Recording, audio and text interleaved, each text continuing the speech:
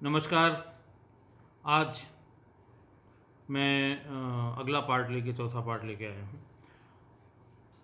अब तक मैं अपनी दोनों पोस्टिंग सोनभद्र और जौनपुर के बाद तीसरी पोस्टिंग में सीओ सिटी आजमगढ़ आ चुका था। बात ये 94 और 95 की है। वहाँ एक घटना ने मुझे पोस्टमार्टम के बारे में, पोस्टमार्टम करने वालों के बारे में, पोस्टमार्टम रिपोर्ट के बारे में, पोस्टमार्टम की रिपोर्ट कैसे तैयार की जाती है इसके बारे में, और उसमें कौन कौन इन्वॉल्व होता है, किसकी कितनी भागीदारी होती है, इसके बारे में जानने का, नौकरी के शुरुआत में तीसरे साल में जानने का मौका एक छोटी सी घटना ने दिया। ये घटना हुई जिला अस्पताल आजमगढ़ में। मैं वहाँ क्षेत्राधिकारी नगर यानी सीओ सिटी की पोस्टिंग में था। खाना खाने के लिए घर पे आया हुआ था। सेट पर एक सूचना आई कि साहब अस्पताल में पोस्टमार्टम के लिए एक डेड बॉडी आई थी और वहाँ काफ़ी भीड़ हो गई है और कोई 300-400 आदमी वहाँ आ चुके हैं। इंस्पेक्टर कोतवाली वहाँ पहुँच गए थे। उन्होंने बताया कि साहब आ जाइए, अब कुछ बात समझ में नहीं आ रही, आखिर ये क्यों इतनी भीड़ यहाँ इकट्ठा हुई है।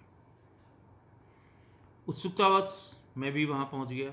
मैंने देखा कि जो लोग वहाँ डिस्ट्रिक्ट हॉस्पिटल के बारे में जानते होंगे कि बड़ा सा गेट है, मेन गेट से आप भीतर घुसेंगे, काफ़ी बड़ा सा मैदान है, पक्की फर्श है, और भीतर घुसने के लिए बिल्डिंग में बहुत चौड़ा सा उसका रास्ता है, सीढ़ियाँ बनी हुई हैं। एक तरफ से जाने का रास्ता है, एक तरफ सीढ़ी पर ऊपर जो चबूतरा है उसको थोड़ी सी जगह खाली है। उसी के पास एक डेड बॉडी रखी हुई थी और भीड़ भी कोई 300-400 के आसपास वहाँ थी। इंस्पेक्टर साहब वहाँ थे, उनको किनारे लेके मैंने कहा क्या बात है। बोले साहब ये कोई नवयुवक है 20-21 साल का, वहाँ से कोई 35 किलोमीटर दूर एक थाना है, शायद अतरौली थाने की बात है, मुझे अच्छी तरह ध्यान नहीं है, 25-30 साल की बात हो गई।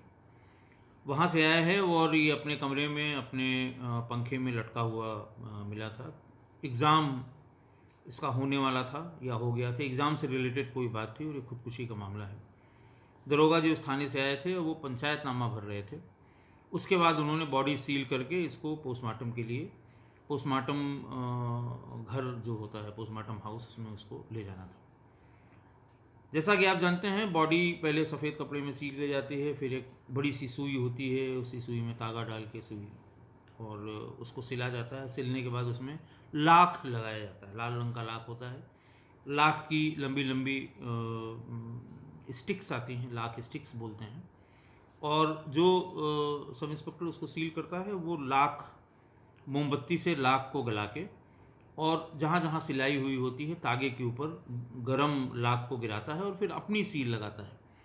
क्योंकि पोस्टमार्टम हाउस में जो डॉक्टर उसका पोस्टमार्टम करते हैं वो सील का नमूना देखते हैं किसने सील किया है और सील्ड बॉडी उनको मिली है कि नहीं मिली। मैंने पूछा आखिर बात क्या हुई, तो उन्होंने कहा साहब जब ये पैरों की तरफ से ये सील लगा के जब ऊपर की तरफ पहुंचा तो जैसे ही ये मोमबत्ती जला के और लाख लगाने के लिए मुंह के पास आया तो मुंह के भीतर से एक फ्लेम निकली, जिस फ्लेम की वजह से वो सफ़ेद कपड़ा उस जगह पे जल गया और नीले रंग की फ्लेम देखी। ये देख के जो दरोगा जी थे जिससे वो लाख लगवा रहे थे, स्वीपर होते हैं वहाँ पर पोस्टमार्टम हाउस के, क्योंकि पोस्टमार्टम हाउस और डिस्ट्रिक्ट हॉस्पिटल वो एक ही कैंपस में है, वहाँ से थोड़ा बाएं हट के पीछे की तरफ पोस्टमार्टम हाउस अलग से बना हुआ है।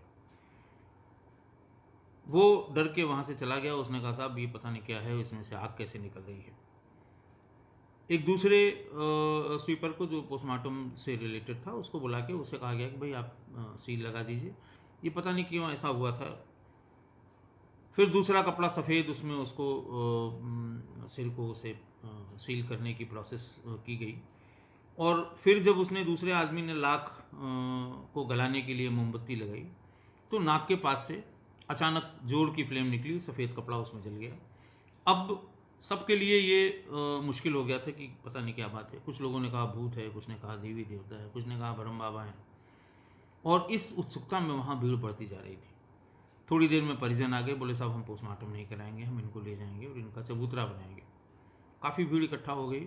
वहाँ के स्थानीय विधायक थे उस समय, दुर्गा प्रसाद यादव जी, और उनको भी किसी ने बताया होगा, वो भी आ गए। उन्होंने लोगों को समझाने की कोशिश की कि नहीं, पोस्टमार्टम होने दीजिए, इसमें ये कोई बात होगी, और अभी संबंधित डॉक्टर को बुला के पूछ लिया जाता है कि कोई बात होगी, उसने कोई और चीज़ खाई होगी जिसकी वजह से ये फ्लेम निकल रही है।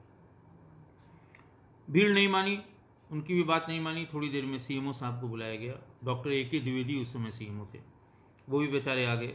तो उन्होंने कहा, साहब ऐसा लगता है कि इसने कार्बाइड जैसी कोई पदार्थ खा लिया है। कभी कभी जैसे आप जानते हैं कि गाँव के बाज़ारों में, सब्जी बाज़ारों में खासकर, वो लोग एक लंबी सी नली वाले में ऊपर फ्लेम होती है नीले रंग की, कार्बाइड से उसको जलाते हैं। नीचे उसमें पानी होता है, पानी में कार्बाइड का वो पीस डाल देते हैं। उससे मीथेन गैस या इथेन गैस, जो भी गैस निकलती है, ज्वलनशील गैस निकलती है, और उससे उसमें उसको फ्लेम में माचिस दिखा दी जाती है, और उससे इतनी रोशनी होती है कि छोटा मोटा जो पटरी के दुकानदार हैं उनका काम चल जाता है। डॉक्टर साहब ने ओपिनियन दी कि इसने कोई ऐसा पदार्थ खा लिया है जिससे मीथेन गैस बन रही है या बनी होगी, और जो फ्लेम के नज़दीक जाती है, तो इस वजह से ये है। ऐसी कोई बात नहीं है। आप ऐसा करें, थोड़ा इसको पानी से भिगो दें, कपड़े को पानी से भिगो दें, और तब इसको सील कर लें। तो उससे ये होगा कि अगर वो जो गैस निकल रही है वो उसकी फ्लेम गीले कपड़े की वजह से वो फ्लेम में नहीं आएगी, और वो जगह बची रहेगी जो कपड़े की जगह है। काफ़ी मुश्किल से एक और आदमी को तैयार किया गया। उन दोनों ने साहब मना कर दिया, साहब मैं बॉडी के पास नहीं जाऊंगा, इसमें पता नहीं क्या है, कौन सा भूत है, कौन सा प्रेत है। मैं बहुत दिन से ये काम कर रहा हूँ, लेकिन ऐसा मैंने कभी नहीं देखा था कि साहब वो बॉडी में से फ्लेम निकल रही हो। जब जब हम उसके नज़दीक मोमबत्ती को या दियसलाई को ले जाते हैं, तो कभी आँख से, कान से, कभी मुंह से, और कभी नाक से फ्लेम निकलती है। भीड़ बढ़ती गई। फिर एक बार मीडिया निकाला गया कि साहब नहीं, ठीक है, इसमें फिर से एक बार कपड़े को सिल के उसको पानी से भिगो के तब लाख लगाया जाए। और डॉक्टर भी यहीं मौजूद हैं, पुलिस वाले भी यहीं हैं, और परिजन भी यहीं पर हैं। अब इसमें कोई लीगल दिक्कत नहीं आएगी। सील सामने किया जाएगा, और यहीं से उसको ले जाके उसमें ट्रॉली में, जो अस्पताल की ट्रॉली होती है, उसमें ले जाके और चीड़ घर में, पोस्टमार्टम हाउस में, इसको पोस्टमार्टम के लिए सौंप दिया जाएगा। पानी उसमें भिगोया गया। लाख के लिए फिर मोमबत्ती जैसे ही जलाई गई, तो उतनी जगह पर, नाक वाली उस जगह पे जहाँ पे नाक था, उस जगह पर फिर वो फ्लेम कपड़े के ऊपर से, भीगे कपड़े के ऊपर से वो फ्लेम जलने लगी। हालांकि इस बार कपड़ा नहीं जला, लेकिन फ्लेम जलने लगी। उसको फिर कपड़े से ही बुझाया गया। बहुत मुश्किल से, बड़ी मिन्नतों के बाद, जो पोस्टमार्टम करने वाले होते हैं उनको बुला के किसी तरह से उसको वैसे ही छोड़ दिया गया, और ये मान लिया गया कि साहब ये सील बॉडी है, अब इसको यहाँ से हटा दिया जाए, वरना ये भीड़ बढ़ती जाएगी। इसी बीच में कुछ लोग नारियल ले आए, कुछ लोग फूल ले आए, और उन्होंने वहाँ पर ये काम शुरू कर दिया कि साहब ये फलाने हैं, भूत है, प्रेत है, देवता है, जैसा होता है। उसको किसी तरह से उसी भीड़ के बीच में लाद के और वहाँ ले जाया गया। और ये कहा गया कि साहब इसके पहले वहाँ स्थानीय विधायक दुर्गा यादव जी ने भी कहा, सीएमओ साहब ने भी कहा, हमारे एसपी साहब थे उस समय, शायद कठेरिया साहब थे, उन्होंने भी कहा कि इसको जल्दी से आप इसका पोस्टमार्टम करा दीजिए। सुसाइड का मामला है, कोई मर्डर की बात नहीं है, ताकि ये भीड़ यहाँ से हट जाए। उसको वहाँ ले जाया गया। पोस्टमार्टम की प्रोसेस शुरू कराई गई। अब पोस्टमार्टम के लिए जो वहाँ पोस्टमार्टम करने वाले होते हैं, एक तो हर दिन अलग अलग डॉक्टर्स की ड्यूटी लगती है पोस्टमार्टम के लिए, कहीं भी, किसी भी जगह। कम से कम जिन जिन जिलों में मेरी तैनाती रही है, वहाँ पर ओपीडी के बाद, यानी 2 बजे के बाद या 1 बजे के बाद ही पोस्टमार्टम जिनकी ड्यूटी होती है वो आते हैं। वो अपना पोस्टमार्टम का जो प्रोफार्मा होता है वो प्रोफार्मा लेते हैं, और जो पोस्टमार्टम को परफॉर्म करने वाला आदमी, मतलब जो उसके बारे में करता है, क्योंकि बॉडी को खोलना, सिर को खोलना, बॉडी में अगर जहाँ जहाँ चोट है, वो मान लिया बुलेट इंजरी है कि उसका पैसेज देखना, मान लिया कि उसके भीतर बुलेट फंसी हुई है तो वो कहाँ पर है उसको निकालना, ये सभी जगह स्वीपर करते हैं, जो बहुत ही बेचारे गरीब होते हैं। बहुत कम जगह मैंने देखा कि जो पेड, यानी सरकारी कर्मचारी होते हैं अस्पताल के, स्वीपर के पद के होते हैं, वो ये काम करते हैं। ज़्यादातर जगहों पे ये प्राइवेट लोग करते हैं, और जो करते हैं वो बहुत दिनों से कर रहे होते हैं। किसी किसी को ये काम करते हुए 15-15 साल हो गए हैं, और एवरेज एक एक दिन में 10-15 और कहीं कहीं 20-20, जैसे लखनऊ में जो वहाँ पर स्वीपर है, जो बॉडी खोलता है, उसके बारे में देखता है, उससे डॉक्टर जो जो कहते हैं वो करता है। वो करीब 15 साल से 20 साल से करता है, और एवरेज बॉडी जो वो जिस पर ये परफॉर्म करता है वो करीब करीब 20 से 25 पोस्टमार्टम वो कर लेता है। 11 बजे से शुरू करता है और 4 5 6 बॉडीज़ एक साथ रखी जाती हैं, और किसी दिन एक्सीडेंट में ज़्यादा बॉडी होती हैं तो ये संख्या कभी कभी 20 तक पहुंच जाती है। एवरेज 10 डेड बॉडी का पोस्टमार्टम वहाँ किया जाता है। मैंने भी सोचा कि ये आखिर इसमें ऐसी कौन सी बात थी। सीएमओ साहब भी, बाकी उनके डिप्टी सीएमओ दो आ गए। कोशिश की गई कि इसको, फिर जैसे ही उस आदमी ने जिसको बुलाया गया जो परफॉर्म करता था बॉडी को खोलने का, पहले उसने, और वहीं से ये पता लगा कि ये डॉक्टर थोड़ी दूर बैठते हैं, वो कागज़ कलम लेके बैठते हैं, प्रोफार्मा लेके बैठते हैं, नाम पता उसमें पहले से ही जो उनके फार्मासिस्ट होते हैं वो लिखे रहते हैं।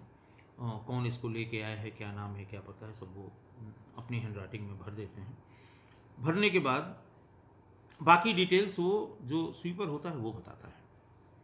इस केस में फायर ब्रिगेड को भी बुलाना पड़ा, क्योंकि जब जब उन लोगों ने कोशिश की उसको खोलने की, हथौड़ी से मारने की, तब तब उसमें चिंगारी से वो फ्लेम बन रही थी। बहरहाल वो पोस्टमार्टम हो गया, विसरा प्रिजर्व कर लिया गया, और कोशिश की गई ये जानने की कि भाई आग क्यों निकल रही थी।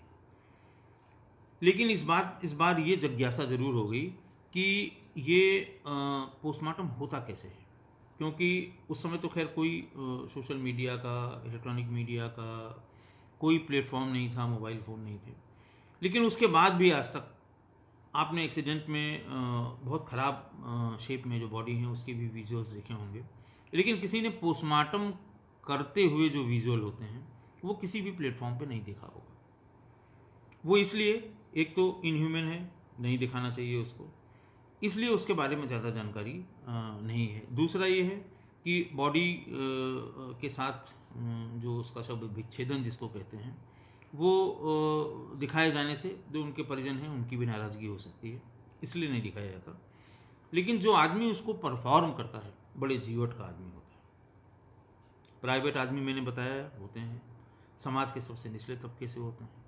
लेकिन मैंने अपनी सक्सेसिव पोस्टिंग्स में उसके बाद, आजमगढ़ के बाद लखनऊ में सर्किल ऑफिसर की भी तरह, एसपी सिटी की भी तरह, उसके बाद गाज़ियाबाद में, मेरठ में, मैं जहाँ जहाँ जिन जिन ज़िलों में तैनात रहा हूँ वहाँ उसमें कोशिश की है कि वो लोग जो परफॉर्म करते हैं, क्योंकि अगर आप पोस्टमार्टम करते हुए देखना चाहते हैं तो वो रजिस्ट करते हैं, डॉक्टर्स रजिस्ट करते हैं, पोस्टमार्टम हाउस के लोग रजिस्ट करते हैं, भाई आप यहाँ से हट जाइए, पोस्टमार्टम होने दीजिए। होता ये है कि बहुत ही देशी औजारों से बॉडी को खोलते हैं, छेनी हथौड़ी से उसको खोलते हैं, और जो उसकी चोटों के डिटेल के बारे में जो बात वो खोलने वाला स्वीपर बताता है, डॉक्टर दूर खड़ा होकर, दूर बैठकर वो वही लिखता है। उसकी जो जानकारी है, उसकी जो नॉलेज है, उसका जो एक्सपीरियंस है, वो फाइनल है। अगर हैंगिंग के केस में उसने ये बता दिया कि हैंगिंग है, मार्क ऑफ लिगेचर यहाँ से वहाँ तक है, वो ज़ोर ज़ोर से बोलता है, वो हिंदी में बताता है, और डॉक्टर साहब जो पोस्टमार्टम करते होते हैं वो उसको इंग्लिश में ट्रांसलेट करके लिखते हैं। तो स्ट्रेंगुलेशन या हैंगिंग, उसमें जो मेजर डिफरेंस है वो वहीं से बता देता है। तो कभी कभार कोई डॉक्टर जिनको कोई डाउट हो या किसी ने कहा हो कि इसको देख लीजिएगा, वो नज़दीक जाके देख लें तो देख लें, लेकिन 90% केसेस में वो जो वहाँ से बोलता है वही पोस्टमार्टम पे लिखा जाता है। वो वहाँ से हिंदी में बोलता है, उसके पास एक स्केल होती है, एक टेप होता है जिससे वो नाप कर बोलता है। वो उसमें लेसरेटेड वुंड है कि कंट्यूजन है कि इंसाइज वुंड है, वो हेड के लेफ्ट में है, 4x3 सेंटीमीटर्स उसकी लंबाई चौड़ाई है, गनशॉट इंजरी है, ब्लैकनिंग, टीटूइंग, ये सारी टर्मिनोलॉजी वो स्वीपर जानता है। वो जोर से बोलेगा कि साहब राइट साइड हेड में 3 centimetres into 5 centimetres incised wound, और डॉक्टर साहब वहाँ बैठ के दूर से लिखेंगे। ये डॉक्टर और स्वीपर के बीच की अपनी अंडरस्टैंडिंग है। डॉक्टर साहब को इतना विश्वास है कि ये पिछले 10 सालों से यही कर रहा है, ये गलत नहीं बोलेगा, इसका कोई वेस्टेड इंटरेस्ट नहीं है। और वो व्यक्ति पूरी बॉडी खोलने के बाद, बहुत इंपॉर्टेंट केसेस में जहाँ गनशॉट इंजरी बहुत ढेर सारी बॉडी में है, वो एक एक इंजरी की एंट्री और एग्जिट बताता है। मेरा अपना अंदाज है कि 90% पोस्टमार्टम रिपोर्ट जो लिखी जाती है वो स्वीपर की, जो परफॉर्म कर रहा है, जो बेचारा अनपढ़ है, जिसे बहुत जानकारी नहीं है, वो किसी भी पढ़े लिखे डॉक्टर की तरह एक एक जो इंटरनल ऑर्गन्स हैं उनका नाम लेता है, उनकी जो जो रिक्वायरमेंट होती है पोस्टमार्टम की, उसमें बहुत ढेर सारे कॉलम होते हैं। खाना कितनी देर का था, किस समय का था, पचा हुआ था, आधा पचा हुआ था, ये सब वही करता है।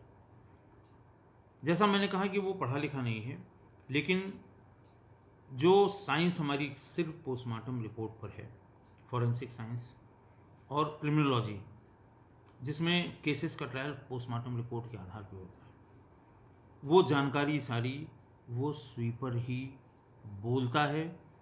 लिखने वाले डॉक्टर साहब उसकी हिंदी में बोली हुई बात को इंग्लिश में ट्रांसलेट करके हू बहू लिख देते हैं और साइन कर देते हैं। मैं ये नहीं कहता कि 100% डॉक्टर्स ये करते हैं, लेकिन मैंने जहाँ जहाँ देखा है, उस घटना के बाद से चूँकि मुझे लगा कि इसके पोस्टमार्टम कैसे होते, कैसे पता लगाएंगे किसके, इसने कुछ खाया था कि नहीं खाया था, क्यों ऐसी गैस निकल रही थी, मेरा ये इंटरेस्ट हुआ। ऐसे लोगों से मैंने बहुत डिटेल बात की। लोग उनसे बात करना पसंद नहीं करते, लोग उनके पास जाना पसंद नहीं करते, लेकिन अगर किसी इम्पोर्टेंट केस में पोस्टमार्टम रात ही में होना है तो उनको ससम्मान घर से लाया जाता है। उनको जो पेय पदार्थ 99% केसेस में वो शराब का सेवन करते हैं, उन्हें एक्स्ट्रा दिया जाता है। जो पोस्टमार्टम कराने वाले लोकल जो पुलिस के जो सिपाही हैं और जो सब इंस्पेक्टर हैं, वो जानते हैं वो कहाँ रहते हैं, कैसे बुलाना है, वो कैसे आएंगे, वो क्या उसके एवज में लेंगे, वो सब जानते हैं। उनको रात में बुला के लाते हैं। कभी कभी बॉडी बहुत पुरानी मिलती है जिसमें बहुत बुरी तरह दुर्गंध आती है। डॉक्टर हमेशा की तरह दूर बैठे हैं, यहाँ से ये उस सड़ी गली बॉडी में भी ये आदमी उसको खोल के, और 50% केसेस में बेचारे मुंह में अंगोछा या रुमाल भी नहीं लगाते, वैसे ही उसको परफॉर्म करते हैं। लेकिन वो जो चीज़ बताते हैं, जिन जिन के नाम वो वहाँ से बताएंगे कि यहाँ पर ये है, हेड का, चेस्ट का नाप यहाँ से बोलते जाते हैं। बहुत कम केसेस में डॉक्टर स्वयं आके उनको नापता है, स्वयं आके जो ट्रेजेक्ट्री है बुलेट की वो देखता है, जो उस आदमी ने बता दिया। सुप्रीम कोर्ट तक उसी पोस्टमार्टम रिपोर्ट पर वकील साहबान बहस करते हैं। जो पूरी फॉरेंसिक साइंस बाद में जो भी आप फॉरेंसिक लैब्स के लोग आते हैं, रिक्रिएशन ऑफ सीन करते हैं और फिर उसको पोस्टमार्टम से मैच कराते हैं, लेकिन दरअसल वो पूरी की पूरी पोस्टमार्टम रिपोर्ट उसी स्वीपर द्वारा बोल के, परफॉर्म करके, देख के, समझ के, एक्सपीरियंस से लिखाई जाती है। तो ये सच्चाई जानने के बाद कभी कभी किसी पोस्टमार्टम में अगर कोई दिक्कत कहीं पैदा होती है, कहीं समझने की बात होती है, तो बजाय डॉक्टर के जो पुराने इन्वेस्टिगेशन करने वाले हैं, वो सीधे उसी आदमी से संपर्क करते हैं जिसने बॉडी पर पोस्टमार्टम का पूरा जो प्रक्रिया है वो परफॉर्म किया है। लेकिन वो उसको कहीं लिख नहीं सकते क्योंकि वो एडमिसिबल नहीं है लॉ में। लॉ में डॉक्टर द्वारा ही वो पोस्टमार्टम किया जाना माना जाता है, डॉक्टर का ही बयान सही माना जाता है। उसका अगर वो बताएगा कि नहीं साहब इसमें ऐसा था, मैंने ये देखा था, वो कहीं मान्य नहीं है। इसलिए उसकी बेचारे की ड्यूटी सिर्फ इतना है कि वो उस डॉक्टर की सहायता हेतु वो जैसा कहे वैसा करता जाए, जबकि फैक्ट ये है कि वही स्वीपर पूरी की पूरी पोस्टमार्टम की प्रक्रिया को पूरा करते हैं, बोलते हैं, लिखाते हैं, और कभी कभी बहुत 5% केसेस में डॉक्टर स्वयं आके उसको वेरीफाई करने की कोशिश करता है। तो इस तरह से बाकी की नौकरी में मुझे ये पता लगा कि पोस्टमार्टम दरअसल वो उस स्वीपर का ज्ञान है, वो उस स्वीपर की समझ है, वो उस स्वीपर की डिग्री है, वो उस स्वीपर का अपना एक्सपीरियंस है, वो जो कुछ भी उससे लिख रहा है। और बहुत कम केसेस में ऐसे लोग इसमें बेईमानी का कभी इनकी शिकायत मिली हो कि इन्होंने किसी से कोई फेवर लेके या कुछ करके उसमें किसी दूसरी इंजरी को दूसरी इंजरी बता दिया हो या बना दिया हो। तो मैं ऐसे लोगों को जो ये काम अपनी पूरी सर्विस में मैंने जहाँ जहाँ मैं तैनात रहा मैंने हर जगह कोशिश यही की, सही बात जानने के लिए उनसे संपर्क किया गया और यही पाया कि समाज के सबसे निचले तबके का ये आदमी, उसकी जानकारी को मैं बार बार नमस्कार करता हूँ, प्रणाम करता हूँ। धन्यवाद।